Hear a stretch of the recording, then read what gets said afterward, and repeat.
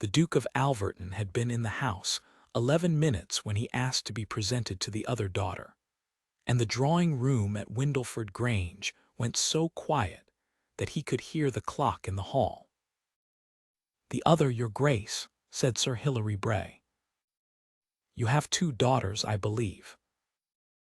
Yes, yes, certainly, Muriel." Sir Hilary looked at his elder daughter and then at his late wife's sister and then at the carpet. "She is not well today, a trifling indisposition. She keeps her room." "I am sorry to hear it." "Nothing at all, sir, nothing at all," said Mrs. Fanshawe warmly. "Muriel is a great deal in the garden, and she takes cold as other people take snuff. She will be perfectly well in a week."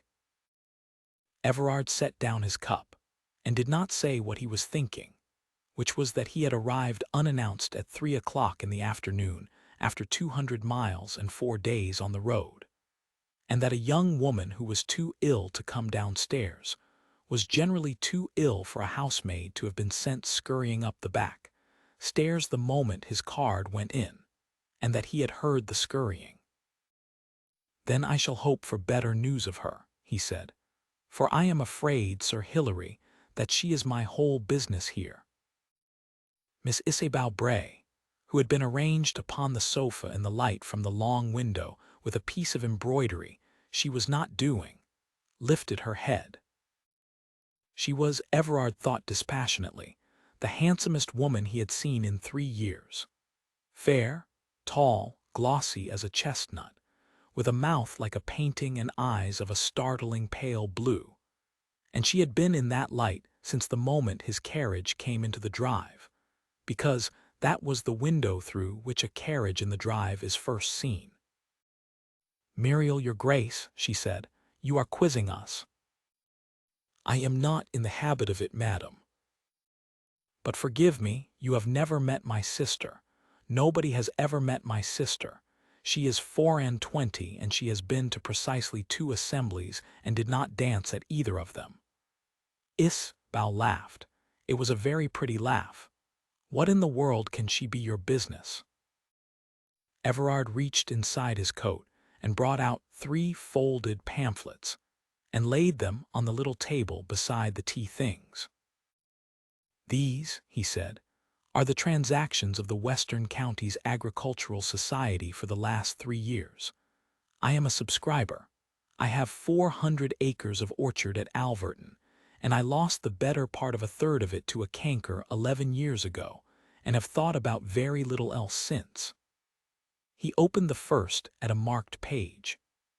In the volume for the year before last, there is a paper of 9 pages upon the arrest of pear blight by the excision of the affected wood in the dormant season, with a table of 106 trees observed over 4 years, and it is the best piece of practical horticultural writing I have ever read.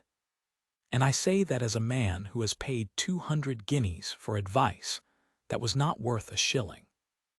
There is a second paper in the following volume on the grafting of a hardy stock, and a third this spring on the wintering of bees, which I have not the wit to follow.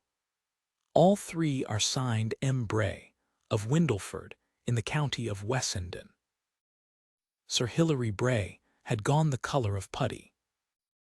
"I wrote to the Society in March," said Everard, "and asked for an introduction to Mr. M. Bray. The secretary replied that the papers came to him in a woman's hand by the carrier, with the fees paid in postage stamps, and that he had never met the author, and had assumed, as I assumed, Sir Hilary, that M. Bray was the master of Windleford Grange." He closed the pamphlet. "It appears that the master of Windleford Grange did not know that his own 106 pear trees had been under observation for 4 years. Nobody said anything.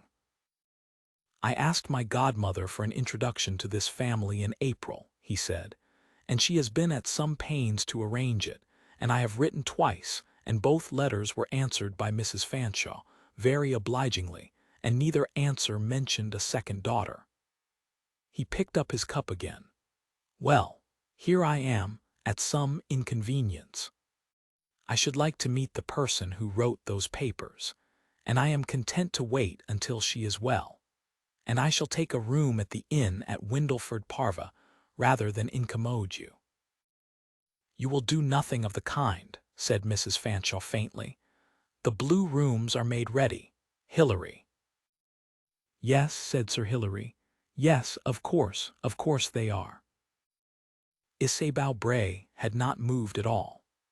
She was looking at the 3 pamphlets on the little table with an expression Everard had seen once before, on a man at cards who has just understood that the game is not the one he has been playing. They brought her down at 6:30. Everard was standing at the far end of the long drawing-room with a glass of sherry he did not want, looking at a portrait of the late Lady Bray, when the door opened, and Mrs. Fanshawe said brightly, "Here she is. Here is Muriel, and she is very much better." He turned round. She was small, that was the first thing. He had expected somebody larger, from the prose, and she was in a gown of some faded brown stuff that had been made for a woman 2 inches broader, and she stood just inside the door with her hands at her sides and her feet together like a soldier. Her hair had been cut off. It had been cut off at about the level of her jaw, unevenly, in a way that no hand in England would have done on purpose, and what was left of it had been dressed very carefully and pinned with a scrap of ribbon that did not match the gown, and there was a discolored mark high on her right cheekbone under a quantity of powder, and she carried her left arm a little into her body, the way a person does who has strapped a wrist herself. Everard crossed the room. He was aware, as he came, of a great many things happening around the edges of it, of Mrs. Fanshawe beginning a sentence about a fever and a fret and the sad necessity of the scissors, of Sir Hilary studying the fire, of Isabeau Bray turning a page of a music book with 2 fingers, unhurried, magnificent, and watching him with those pale blue eyes to see what his face would do. His face did nothing. He had spent 20 years in the House of Lords and at the head of his own table, and there was one thing he could do better than any man of his acquaintance, and it was to keep his face still while he decided. He stopped in front of Muriel Bray, and bowed as low as he would have bowed to a princess. "Miss Bray," he said, "Everard, Duke of Alverton, and very much obliged to you. I have read your paper on the pear blight 11 times." She looked up at him. Her eyes were hazel and quite steady, and there was nothing in them of the appeal he had braced himself for, no plea, no shame, no invitation to notice. What was in them, he decided afterwards, was arithmetic. She was working out what this was going to cost. "Then your Grace has read it once more than the Secretary of the Society," said Muriel Bray, "who wrote to me in October to say that my figures for the 4th year were surely a misprint. They were not a misprint. I count the trees myself." "I know they were not," said Everard. "That is the reason I have come 200 miles. Will you sit down?" "Not there. There, by the fire, where it is warm, and I shall take this chair, and Mrs. Fanshawe will forgive me for keeping you to myself for a quarter of an hour, since I have come a very long way and mean to be selfish about it." He heard the small sound of Isabeau's music book closing. "Now," he said, "the hardy stock. You say in the 2nd paper that you took your scions from a tree in a hedgerow at a place you call the Larkwell Corner, and that you believe it to be a survivor of an old orchard. Have you the stump?"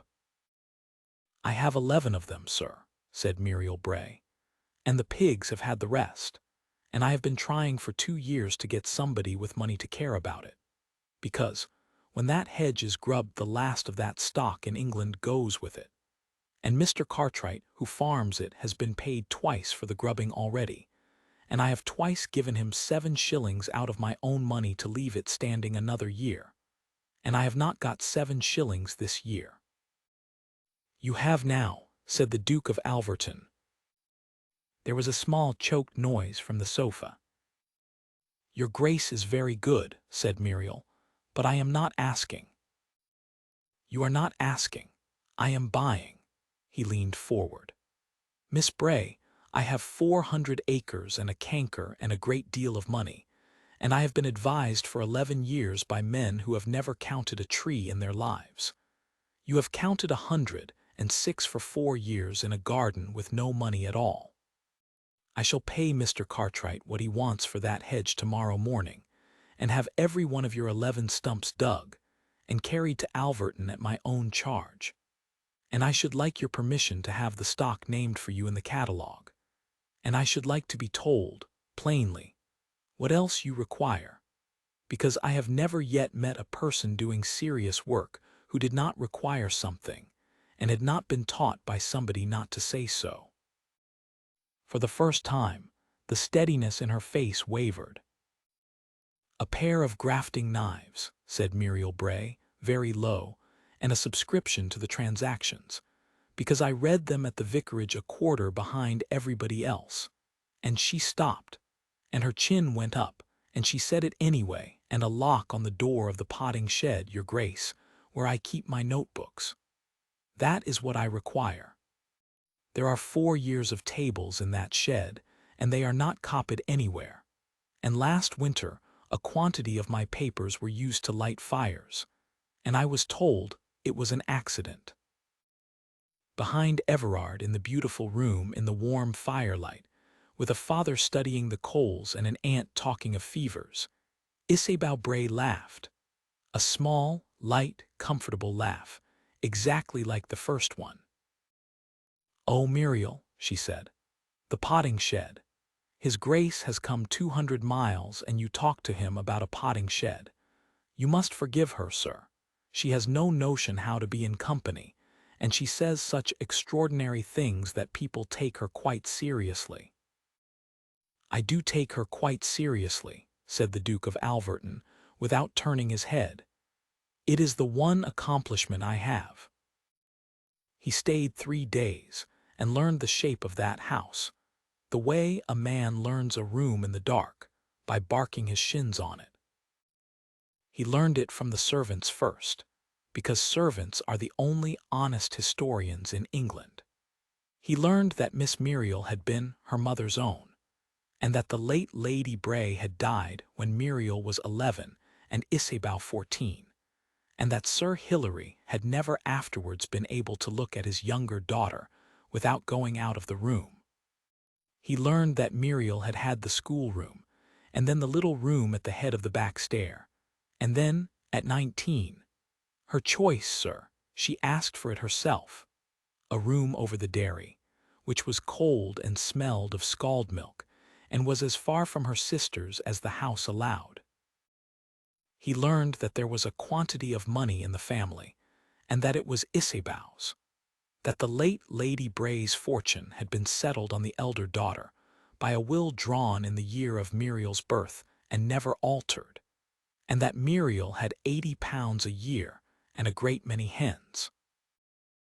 And he learned about the scissors from a woman of 71 who had been the girl's nurse, and now had a cottage at the park gate, and no reason on earth to be afraid of anybody. "You'll not have it from her, Your Grace," said Mrs. Dredge. "You may sit in that chair till Lady Day and she'll say she cut it herself and it went wrong. She said worse. She said she fell down the dairy steps in the spring and I dressed her arm myself, and I know what a step does and what a hand does." "Tell me about the hair." Mrs. Dredge folded her hands in her lap. "Thursday night, sir. Miss Isabel went into that room at about 10 o'clock with a candle and the long scissors out of the work-box, and she come out at 1/4 past, and Susan Hobley was on the back stair with the water cans, and heard the whole of it, and will say so if she's asked by somebody who can keep her in a place after. That's the whole of it. There was no fever, and there was no fret. Her ladyship's card came Wednesday, the one that said a duke was coming into the county to look at this family, and it was done Thursday, and the mark on her face was done Thursday too, and if Your Grace wants to know why, You've only to think what a young woman looks like with her hair to her waist, and what she looks like with it hacked off at the jaw. Everard sat in the nurse's cottage and looked out of the window at the park. Has it been going on all their lives? It's been going on since the day her mother died, said Mrs. Dredge. Not with scissors, sir. Nobody does a thing like that all at once. It starts with taking her bread at the schoolroom table and telling her she is plain, and telling the company she is odd so it's said first, and losing her letters. There was a young man, a curate, 7 years ago, who was mightily taken with her, and there was a story got about, and he went away, and it was never known where the story came from. She looked at him levelly. And Sir Hilary is not a wicked man, your grace. He is a coward, which in a father comes to the same thing at the end of 20 years. On the second morning, Muriel Bray took him round the orchard, because he had asked Sir Hilary at breakfast in front of everybody for the loan of his daughter and 2 hours, and Sir Hilary had not been able to think of a reason to refuse. It was the best 2 hours Everard had spent in 11 years. She was a different creature under the trees. She walked fast. She talked to him as she would have talked to another man in the trade, took him along the row and put her hand flat on a trunk and said, "There, that is what my paper is about." Feel it, and he felt it, and there was a hard collar of new wood over an old wound the width of his palm, and she showed him 8 more like it, and then took him to the far corner, and showed him 3 that she had cut wrong in the first year, and had recorded, and had published as failures. "You published your failures," he said.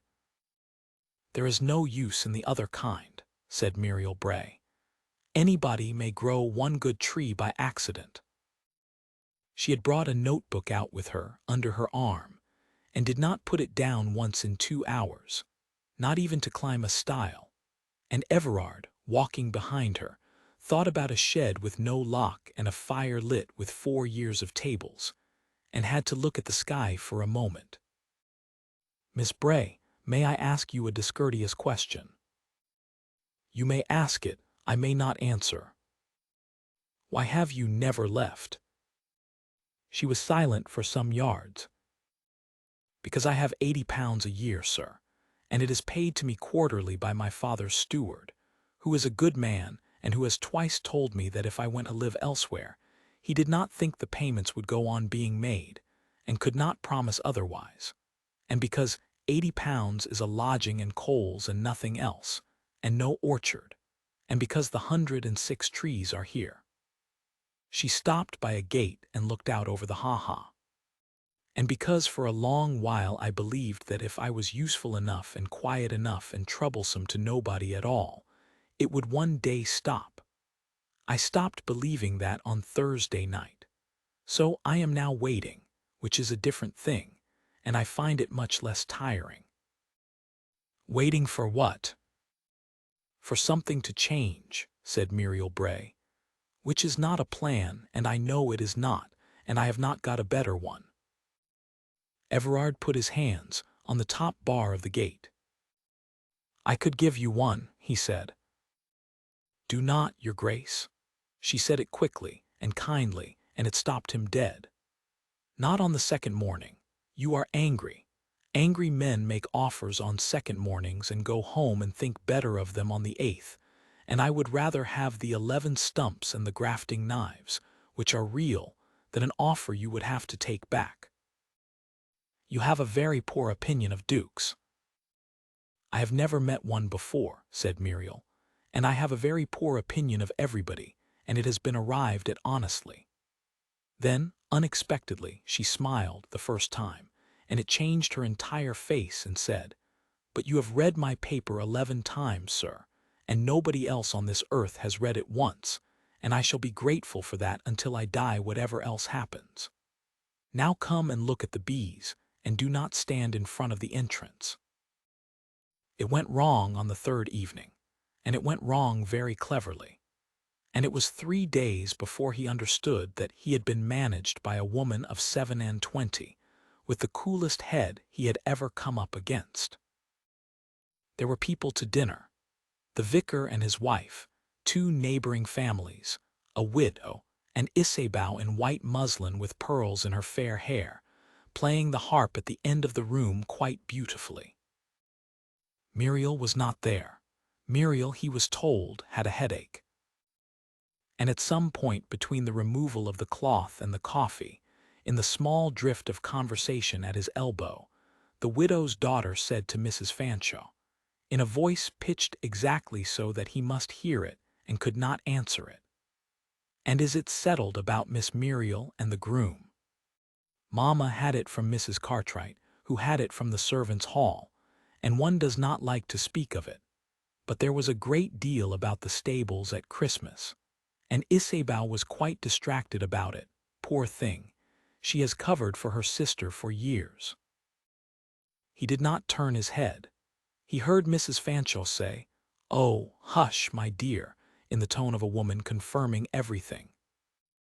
Then Isabel Bray came away from the harp and sat down beside him and said, low and rapid, and with her eyes full of tears, that she must speak to him, that she had been in an agony of doubt for 2 days, that she loved her sister more than anybody in the world and had protected her since they were children, that Muriel was not, your grace must understand, not entirely to be relied upon, that the papers to the society had been drawn largely from their late mother's notebooks, and Muriel had let it be believed otherwise, and Isabel had never contradicted it because, what did it matter?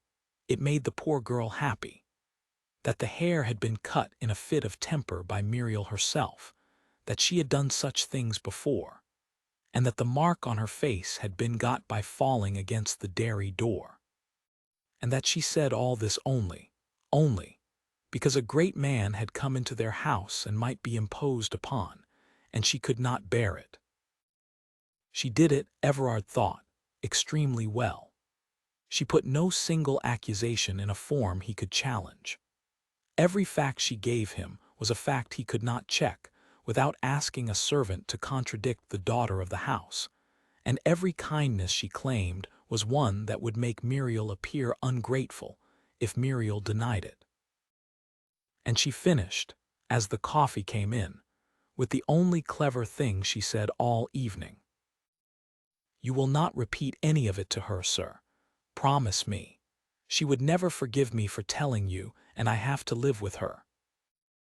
The Duke of Alverton drank his coffee and made a general observation about the harp, and at 11 o'clock went up to the blue rooms and sat on the edge of the bed for a long time with his hands loose between his knees, thinking, in cold order, about £80 a year, and a will drawn in the year of Muriel's birth, and a curate who went away 7 years ago because of a story nobody could trace, and a shed with no lock. He left at 6 the next morning. He left a note for Sir Hilary of 11 words, and a bank draft for £8 for Mr. Cartwright's hedge, and he did not ask to see Muriel Bray, because he had understood at about 2 o'clock in the morning that whatever he did in that house, he would do wrongly, and that if he stayed and quarreled with Isabel under her father's roof, it would be Muriel who lived with the consequences after his carriage had gone down the drive. And so the Duke of Alverton drove away from Windleford Grange in the wet grey light with the 3 pamphlets in his pocket, and behind him, at the window over the dairy, a woman with her hair cut off at the jaw stood and watched the carriage go out at the gate, and drew the conclusion that anybody in her position would have drawn. The parcel reached Windleford Grange 9 days later, by the Wessenden carrier, addressed to Miss M. Bray and to nobody else, and Everard had taken advice on every particular of it as though it were a treaty. It contained 2 grafting knives of the best Sheffield steel, a receipt for a subscription to the transactions of the Western Counties Agricultural Society, paid 5 years in advance in her own name, a Japan-black tin box, 22 inches by 14, of the kind attorneys keep deeds in, with a brass lock and 2 keys, and a letter of 6 lines. The letter said that the Larkwell hedge was bought, and that Mr. Cartwright had been paid not to grub it, and would be paid again in the spring. That the 11 stumps would be lifted in the dormant season, and not before, as she had directed, and that his head gardener at Alverton had instructions to write to her, and not to him about the lifting of them. That the box was for the notebooks, and that both keys were hers, and that he begged she would not leave one anywhere obliging, and that he had gone away suddenly and without taking leave of her, and had had a reason, and would give it to her himself when he had the right to. He signed it and sealed it, and then wrote that same evening to the secretary of the society at Gloucester, to the Reverend Mr. Sedgwick, vicar of Coombe Rushton in Somerset, formerly curate of Windleford Parva, to his own attorney, to his godmother, and to Mrs. Dredge at the park gate, enclosing nothing at all, because a coin to a witness spoils her, and asking one question. It took him 5 weeks, and it was not difficult. That was the part that shamed him. It was not difficult, and anybody in 20 years might have done it, and nobody had. The secretary of the society sent, on request, the whole correspondence of M. Bray of Windleford, 11 letters over 4 years in a small square hand, with the working tables enclosed, dated, and initialed at every quarter, and 2 apologies for the lateness of a return owing to illness. The late Lady Bray had been 13 years dead. No observation begun in the year of her death could have furnished a table ending the summer before last, and Everard laid the dates out on a sheet of foolscap, and looked at them, and thought that Isabel Bray, for all her coolness, had made the one mistake that clever liars always make. She had told a lie to a man who liked arithmetic. Mr. Sedgwick, vicar of Coombe Rushton, replied at length and with evident pain. He had left Windleford Parva 7 years before after receiving, on a Tuesday, a letter in an unknown hand informing him that Miss Muriel Bray had spoken of him in the servants' hall as an amusement, that her affections were engaged elsewhere in a quarter that would not bear discussion, and that a gentleman of his cloth should consider his position. He had believed it, being 23 and proud. He had never spoken to her of it. He had kept the letter, because he had never been able to burn it, and he enclosed it, and he asked, in a postscript that Everard read twice, whether it would be an impertinence in him to write to the lady after so long and beg her pardon.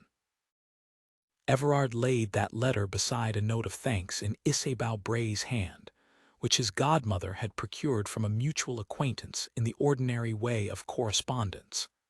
And the 2 hands were the same hand, and he sat in his library at Alverton with the 2 papers in front of him for a long while, and then rang the bell and gave a great many orders. The Wessenden County Show was held on the last Thursday in September, in the field behind the Corn Exchange at Wessenden Great Marlow, and the Western Counties Agricultural Society met at noon in the exchange itself to read its annual report and present its silver medal. The Bray family attended.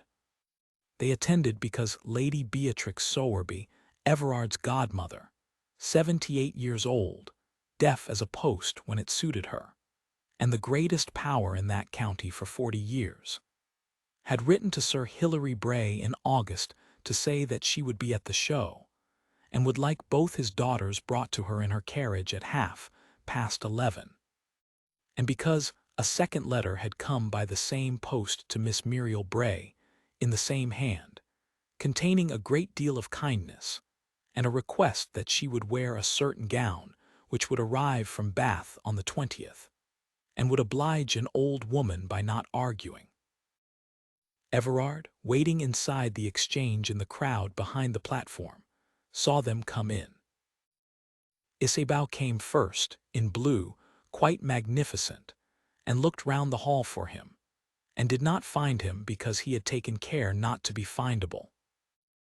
Muriel came behind, in a gown of dark green silk that fitted her, with her hair, 5 months grown, and dressed by Lady Beatrix's own maid at 11 o'clock that morning in the carriage, with 2 hairpins and a great deal of temper, curling short and thick about her face in a way that made her look like nothing else in that hall. And there was no mark on her cheekbone at all. And she was carrying, because she had refused to be parted from it, her notebook. The president of the society read the report. There was a good deal about wheat. "And finally, gentlemen," he said, "the silver medal of the society, which this year the committee has awarded without a dissenting voice for the 3 papers upon canker, stock, and blight, communicated to us these 4 years past. The papers, gentlemen, that half of you have been quoting to me all morning as though you had thought of them yourselves. I shall confess to you that the committee has never met the author, and that I have this summer been put in possession of certain facts by a fellow of this society whom you all know, and I have therefore taken the liberty of amending the entry in our list. The medal is awarded to Miss Muriel Bray, of Windleford." There was a silence of perhaps 2 seconds. Then somebody at the back said loudly, "A woman." And somebody else said, "Well, and why not? She can count." And then the hall began to applaud in the heavy, thumping, entirely serious way of a room full of farmers, and went on applauding. Everard watched her face. He had thought about this moment for 5 weeks and had been afraid of it, because there was a version of it in which he had done a cruel thing to a private person for the pleasure of setting the world right. Muriel Bray stood absolutely still in the middle of that noise with her notebook against her chest, and then she put her hand over her mouth, and then she laughed, and it was the laugh of a woman who has been proved right in public after 4 years of counting trees in the cold. He came out of the crowd and gave her his arm, and took her up onto the platform, and did not make a speech, because it was not his medal. Isabel Bray reached the foot of the platform steps in the confusion afterwards and said, brightly, close to his ear, "Your Grace, this is very good of you, but you must let me take her home now. She is not strong, and all this noise." "Miss Bray," said Everard. He said it quietly. He had learned, at some point in that appalling summer, that quietness is the only weapon a great man may use without disgracing himself. "There is a letter in my pocket," he said, "written 7 years ago to a curate at Windleford Parva, and there is a note of yours beside it, and the hands are the same. Mr. Sedgwick is now vicar of Coombe Rushton, and he is in this hall, and he has this morning begged your sister's pardon in front of me and Lady Beatrix Sowerby, and wept doing it. There is also a letter from the secretary of this society, with 11 items of correspondence dated over 4 years, which disposes entirely of your account of your mother's notebooks. And there is a woman at your father's park gate, and a housemaid now in my own household at £40 a year and a character, who between them can give a date, an hour, and an implement." He paused. "I have shown all of it to your father this morning. It took 11 minutes. He has been sitting in Lady Beatrix's carriage ever since." Isabel's face did not move at all, which he thought, in a distant way, was the most impressive thing about her. "You cannot prove a word of the last," she said. "No," said Everard. "I can prove the letter and the dates, and I have no intention of taking you into a court, and your sister would not permit it if I had. I am not going to ruin you, madam. I am going to do something you will find a great deal harder to bear. I am going to leave you exactly as you are, with your fortune and your beauty and your harp, in a county in which every soul now knows what you did with a pair of scissors on the night before a duke came to your father's house. And I am going to spend the next 40 years being extremely happy in public." Sir Hilary Bray came to Alverton in October, alone, and asked to see the Duke, and stood in the middle of the library and could not sit down. He was not a wicked man. Everard had known that from the second day, and it had not made it any better. He had signed on the 4th of October a deed settling £400 a year on his younger daughter absolutely, out of his own estate, irrevocable and paid by trustees, so that it could not be stopped by anybody living. He had sent Isabeau to his sister at Hexham in Northumberland for a 12-month. He had put a lock on the potting-shed door with his own hands, which Everard thought the saddest detail of the whole business. "She will not see me," he said. "She has answered my letters, very kindly, very properly, but she will not have me in a room, and I do not know how a man begins." "Nor did I, sir," said Everard. "I found that it is done by doing a thing she asked for and not mentioning it afterwards, and then waiting, and then doing another. It takes a long time, and there is no shorter way, and you have 20 years to make up, and you had better begin with the pear trees, because she will talk about those to anybody." Sir Hilary went away and did it. It took him 3 years, and he got there in the end, and was much loved by his grandchildren, which is a great deal more than he had any right to expect. Everard asked her in the November, at the Larkwell corner, with 11 grubbed stumps lying in a cart behind them and the frost just off the grass. He had rehearsed it for a fortnight, and it deserted him entirely. "Miss Bray," he said, "I have 400 acres of orchard, a house with 200 rooms I do not go into, a seat in the Lords, 30,000 a year, and no earthly notion how to say this. So I shall say the true thing and hope it will serve. I came to Windleford in June to meet the best practical horticulturist in England, and I found a woman standing in a doorway in a gown made for somebody else with her hair cut off, being laughed at, who answered a question about pear blight as though her heart had not been broken half an hour before. And I have not since that evening been able to think of a single reason for anything I own, except that some of it might be put at your disposal." Muriel Bray, silver medalist of the Western Counties Agricultural Society, 400 a year of her own, and a woman who had had 5 months to consider it, looked up at him. "Your Grace," she said, "you did not take back your offer on the 8th morning." "I never made one on the 2nd. You forbade it." "You did, though," she said. "You made it in 9 lines in a letter, and you signed it, and you sent 2 keys and told me to keep both. I have known since the 9th of July. I have simply been waiting to be asked out loud, and I have found it much less tiring than the other kind of waiting."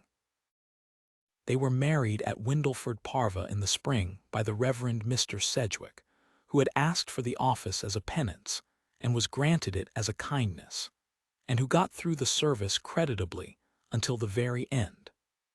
Lady Beatrix Sowerby gave the bride away, on the ground that Sir Hilary had not yet earned it, and that she had no patience with sentiment, and cried more than anybody.